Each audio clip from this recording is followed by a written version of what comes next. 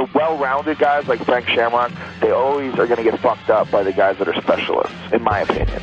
Damn. What's his name? Floyd Mayweather really going to do this? Isn't he going to? I don't think so.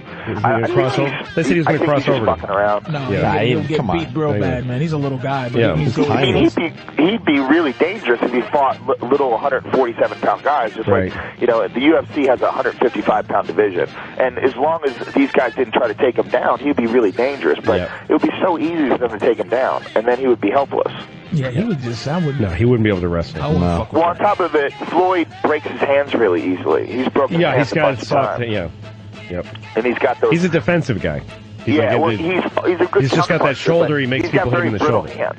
Yeah. Louis, you're all into boxing now, right? I do. I like boxing.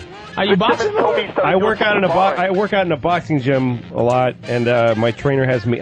He has women fighters that are like professional, and I fight with them a lot. I'm not allowed to hit them. It's to work on my defense. You fight girls. I fight girls all the time. What is with white guys beating us now? What?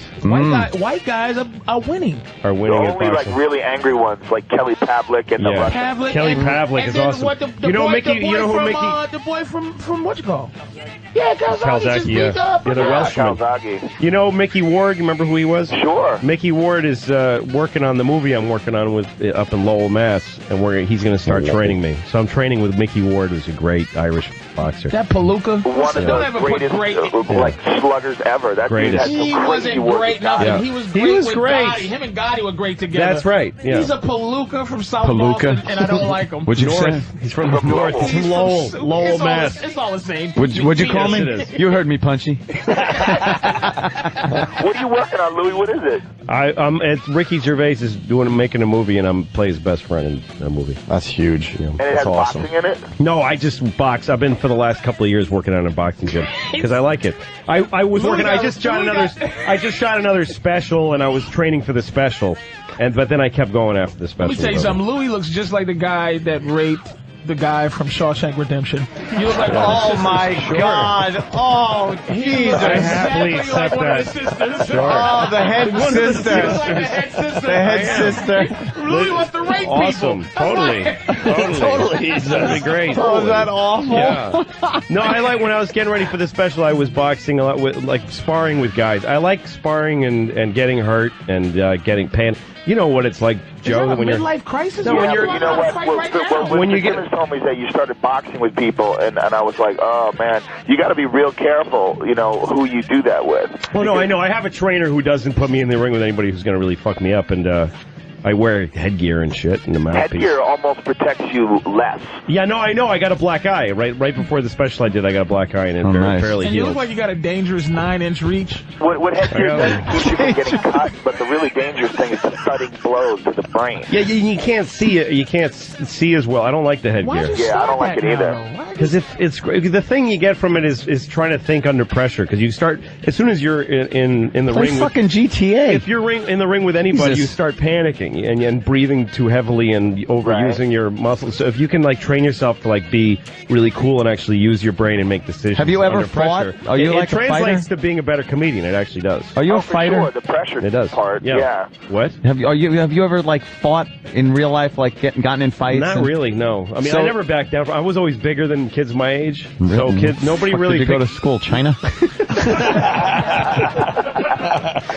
Nobody ever really picked fights with me when I was a kid. I never backed down from anything, but nobody ever really. Really? Yeah, I never really. But were got you in a scared fight. when you like had a line up? Because I was always fucking petrified whenever it was like, oh my God, I'm getting in a fight. Holy shit, when I this was sucks. in high school, when I was a senior in high school, a freshman out of nowhere, this little Irish fucking tough kid started picking fights. You look like the Notre Dame logo. He just picked me out in the hallway and said, "Hey, you faggot, fuck you," or something. And I said, "Fuck you." And he goes, "What do you mean, fuck you?" I'm like, "You just said faggot, fuck you," so I said, "Fuck you" back. And he's like, "Don't say fuck you to me, I'll kick your ass." And he started this fight with me, and every time I saw him, he'd threaten to kick my ass. And I was scared of him. He was much smaller than me, and that's why but I was scared of him. Because that guy just MySpaced him. Yeah, hey, fuck you, faggot. I'll see you in Philly. Exactly. I know where you're gonna be. Hey, Joe, and Joe's been down. Just saying, I haven't met Joe till later, much later when I started. He had left Boston. But Joe is known to be dangerous since '91. Like when I first started comedy, they were like Joe Rogan. They were so happy for him to leave because Joe I never did anything to anybody. But Joe never fought with anybody. Just the thought of it. You, yeah. You know, the idea of it was he was legend. That his. Now, the story I remember hearing about Joe was that when he was in high school, and actually I think he told me the story because it was a lesson in how to really defend yourself, that some kid came up to him in the lunch line in high school and started talking some shit to him. And most people wait for the drama to build and for the fight. What was this, juvie? Wait for a bunch of kids to gather and start saying fight, fight, fight. But as soon as a kid came up to him in a threatening manner and said one word, Joe just punched him in the chest really hard, and the kid fell down. His face fell right in the potato post in the Jello, and it was all fucking. Joe knew the prison rules early. You know, you just got to take out the guy. Somebody goes, "Hey man."